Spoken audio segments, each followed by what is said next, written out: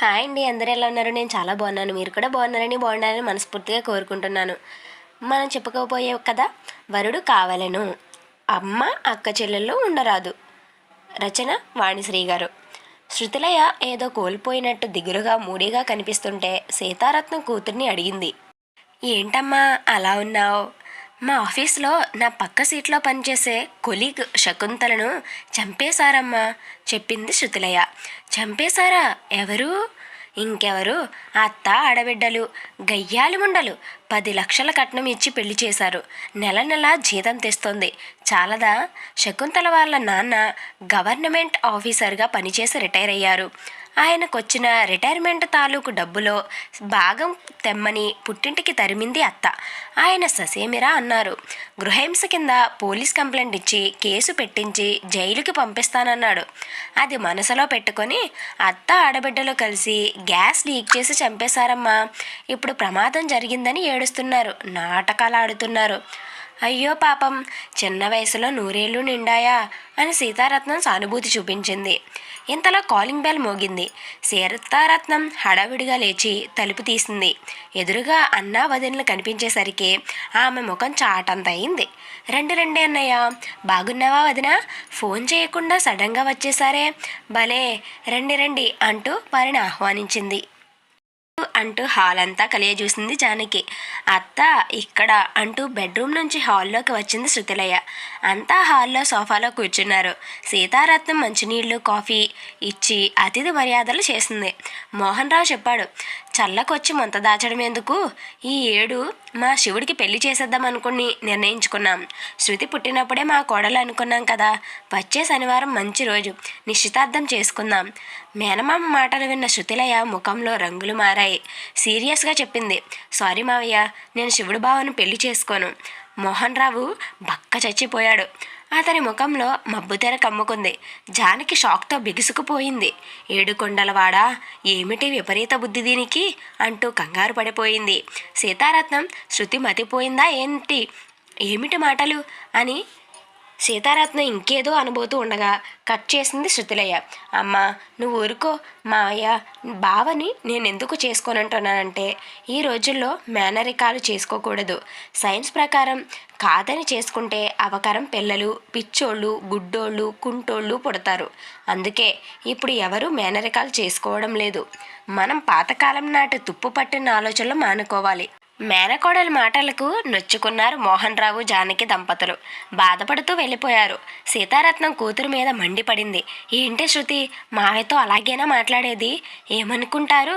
చిన్నప్పటి నుంచి అనుకుంటున్న సంబంధమే కదా. మేనరికాలు చేసుకున్న వాళ్ళందరికీ అవకరం పుడుతున్నారా? ఎవరికో 100కి 1 ఒకరికి అలా జరిగి ఉండొచ్చు. అమ్మా, విషయం అది కాదు.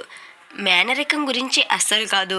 అత్త ఆడబిడ్డలు ఉన్న సంబంధం చేసుకోకూడదని నేను డిసైడ్ అయ్యాను. అదేంటే, అత్త ఆడబిడ్డలు లేకుండా ఏ సంబంధం ఉంటుంది? నీ స్నేహితురాలు ఎవరినో అత్తింటి వారు చంపారనే భావన నీతో అలా అనిపిస్తూ ఉంది. భయమే ఎందుకు కారణం? అంతకంటే ఏం లేదు. అత్త సరే, కనీసం ఆడపడుచుల్లేని సంబంధం చూడొచ్చుగా. ఒక్కడే మగపిల్లాడు ఉన్న ఫ్యామిలీలు ఉండవా? అటువంటి సంబంధం వచ్చినప్పుడే పెళ్లి చేసుకుంటాను. చూస్తున్నావుగా, అత్తలు ఆడబిడ్డలు రాక్షసుల్లా కోడళ్ళని ఎట్లా చంపేస్తున్నారో. ధన పిశాచం పట్టుకుంటుంది వీళ్ళను. రోజు న్యూస్లో ఎన్నెన్ని నేరాలు ఘోరాలో. అత్తింటి వారి చేతుల్లో చావమంటావా నన్ను? నేను సుఖంగా బతకడం నీకు ఇష్టం లేదా అంటూ తల్లి మీద ఎదురుదాడికి దిగింది శృతిలయ. శృతి, నా మాట విను. శివుడు మేకపిల్ల లాంటివాడు. నిన్ను పువ్వుల్లో పెట్టి చూసుకుంటాడు. సొంత మేనమామ, అత్త ఆడపడుచులు రక్త సంబంధీకులు. వాళ్ళు నీకు అపకారం చేస్తారా? నీ పిచ్చిగాని. అమ్మా, నువ్వు మరీ పిచ్చిదానివి. బయటి వాళ్ళకంటే సొంత చుట్టాలే ఇంకా డేంజర్. తడిగుడ్డతో గొంతుకొస్తారు. అందులోనూ అత్త అన్ఎడ్యుకేటెడ్ ఉమెన్. అందరినీ చూడడం లేదు, సొంత అన్న ఫ్యామిలీ అని మోసపోకు అంది శృతిలయ. ఇదేం విడ్డూరమే అని సీతారత్నం అసంతృప్తితో మూలిగింది. శృతిలయ తన సీట్లో కూర్చొని సీరియస్గా పనిచేసుకుంటూ ఉండగా వచ్చి పక్కన కుర్చీలో కూర్చుని, హాయ్ శృతి, లంచ్ టైం అయింది అన్నాడు కొలీగ్ సుందర్రావు. అవునా అంటూ తలెత్తి వాల్ క్లాక్ వైపు చూసింది. క్యాంటీన్కి వెళ్దాం, మాట్లాడే పనుంది అన్నాడు. ఇప్పుడు మాట్లాడొచ్చుగా. నో, ఇక్కడ కాదు. అఫీషియల్ టాక్ కాదు, పర్సనల్. సరే అంటూ లేచింది శృతిలయ. ఇద్దరు క్యాంటీన్కి వెళ్ళారు. సుందర్రావు కేకు సమోసాలు తెచ్చాడు. అవి తిన్న తర్వాత కాఫీలు తెచ్చాడు. ఏంటి సుందర్రావు, ఏదో మాట్లాడాలన్నావు అడిగింది శృతి. సుందర్రావు గొంతు సవరించుకొని చెప్పాడు. శృతి, నువ్వంటే నాకు చాలా ఇష్టం. వన్ సైడ్ లవ్ అనుకో. నాకు మొహమాటం ఎక్కువ. ఇంతకాలం చెప్పలేకపోయాను. పూర్వజన్మల బృందం ఏమో అన్నట్టు ఒకే ఆఫీసులో చేరాం. ఇద్దరి ప్రొఫెషన్ ఒక్కటే. మనం మ్యారేజ్ చేసుకుంటే మన ఫ్యూచర్ అద్భుతంగా ఉంటుందని నా అభిప్రాయం. నీకు అమ్మ ఉందా సుందరరావు అడిగింది శృతి. నాది చిన్న వయసే కదా, అమ్మ లేకపోవడం ఏమిటి? నిక్షేపంగా ఉంది మా అమ్మ. అక్క చెల్లెలున్నారా అడిగింది శృతి. ఉన్నారు, ఇద్దరు అక్కలు ఒక చెల్లెలు. సారీ సుందర్రావు, అత్త ఆడబిడ్డలున్న సంబంధం చేసుకోకూడదని నేను డిసైడ్ అయ్యాను. అదేంటి అన్నాడు సుందర్రావు. ముఖం వెలవెలబోతుంది. నిరాశపడ్డాడు. నో డిస్కషన్ ప్లీజ్ అంటూ లేచింది శృతి. పెద్ద షాక్ తిన్నట్టు అయింది. సుందర్రావు క్యాంటీన్లోనే సీటుకి అతుక్కుపోయాడు. శృతిలయ అత్త ఆడబిడ్డలున్న సంబంధం చేసుకోనని ముండి పట్టిందనే విషయం ఆఫీస్లో వైరల్ అయింది. ఇదేం విడ్డూరం, అన్నీ ముక్కు మీద వేలేసుకున్నారు అందరూ. ఇక దీనికి పెళ్ళయ్యే రాతలేదు అని ఆమె భవిష్యత్తు మాయాదర్పణంలో చూస్తున్నట్టే చెప్పారు కొందరు. అత్త ఆడబిడ్డ లేకుండా ఒంటికాయ శొంటి కొమ్ములాంటోడు దొరుకుతాడా? ఏ దిక్కులేని సంబంధమో చూడాలి దీనికి. ఎవరెన్ని కామెంట్లు చేస్తున్నా ఆమె తోటి లేడీ ఎంప్లాయీస్ మాత్రం శషవిషలు లేకుండా కుండబద్దలు కొట్టినట్టు అత్త ఆడబిడ్డల సంబంధాలను బాయ్కట్ చేసిన శృతులయను బాహాటంగా మెచ్చుకోసాగారు. దీనికి పెళ్ళెప్పుడవుద్దో, కాళ్ళ దగ్గరికి వచ్చిన సంబంధాలను ఎడంకాలుతో తన్నేస్తోంది. నా బెంగందంతా దీని పెళ్లి గురించే. ఏవైనా పూజలో అభిషేకాలో హోమాలో చేయిస్తానన్నా దీని మనసు మారుతుందేమో అని భర్త రామ్మూర్తితో మొత్తుకుంటుంది సీతారత్నం. ఎవరెంత ఏడ్చి మొత్తుకున్నా తన అభిప్రాయం మార్చుకునే ప్రసక్తి లేదని స్పష్టం చేసింది శృతి. కూతురు మొండి పట్టుదలను తలచుకుంటూ బరువెక్కిన మనసుతో ఉన్న సీతారత్నాన్ని భర్త రామ్మూర్తి ఓదార్చాడు.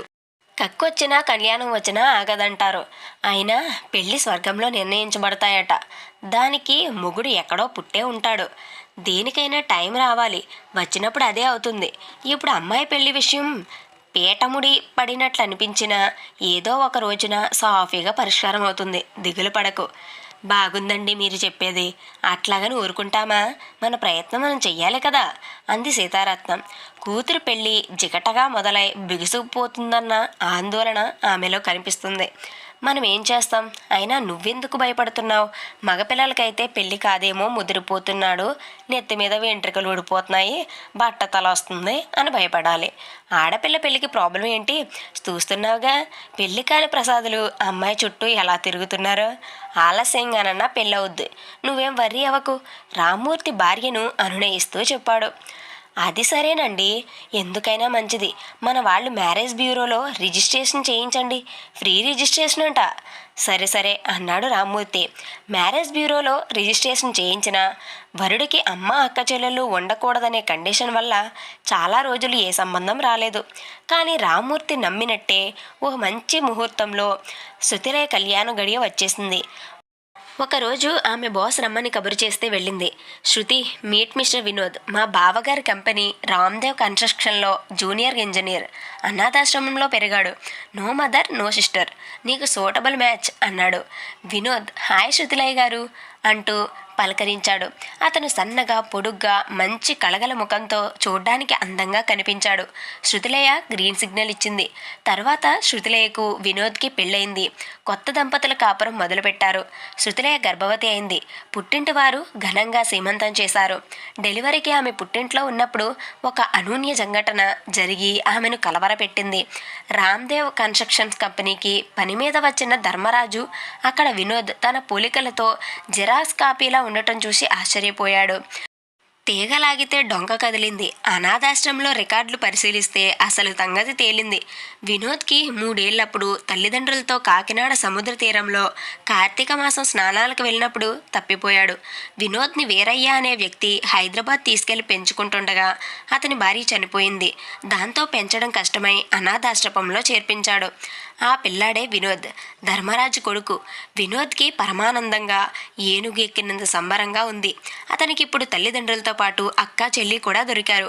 వినోద్ ఇల్లు ఖాళీ చేసి తల్లిదండ్రుల దగ్గరికి వెళ్ళిపోయాడు. ఇక్కడ పుట్టింట్లో ఉన్న శృతిలయకు మండిపోయింది. వినోద్కి ఫోన్ చేసి ఇల్లు ఖాళీ చేయడం ఏంటి అని నిలదీసింది. శృతి, అర్థం చేసుకో, అనాథగా పెరిగాను. ఇప్పుడు అదృష్టవశాత్తు అమ్మా నాన్న అక్క చెల్లి దొరికారు. నాకు ఒక కుటుంబం ఏర్పడింది. ఇక నుంచి ప్రతి క్షణం నేను నా కుటుంబంతో గడుపుతాను. డెలివరీ అయిన తర్వాత నువ్వు కూడా ఇక్కడికే వస్తావు. ఇంకేంటి ప్రాబ్లం అన్నాడు వినోద్. ప్రాబ్లమే, నేను అత్త ఆడబిడ్డలున్న ఇంట్లో కాపురం చెయ్యను అంది. అది నీ హెడేక్ అన్నాడు వినోద్. శృతిలే పెద్దగా గొడవ చేసింది. వినోద్కి విడాకులు ఇస్తానని ఎగిరిపడింది. చుట్టాలు పక్క వాళ్ళు చివాట్లు పెట్టారు. బాస్ ఆమె దగ్గరికి వచ్చి బుద్ధి చెప్పాడు. బ్రెయిన్ వాష్ చేశాడు. డెలివరీ అయ్యాక గత్యంతరం లేని పరిస్థితుల్లో అత్త ఆడబిడ్డలున్న ఇంటికి కాపురానికి వెళ్ళింది శృతిలయ. అంతే కదా, విధి ఆడించే వింత నాటకంలో పావులే కదా ఎవరైనా. వరుడు కావాలను అమ్మ అక్క చెల్లెలు ఉండరాదు. వాణిశ్రీ గారు చాలా బాగా రాశారండి. కథ చాలా బాగా ఎంటర్టైనింగ్గా అనిపించింది. అండ్ ప్రతి ఒక్కరికి కూడా దేవుడు ఏ రాసి పెట్టుంటాడో తెలియదు కదా. విధి ఆడించిన వింత నాటకంలో అందరూ పావులే. Thanks for watching.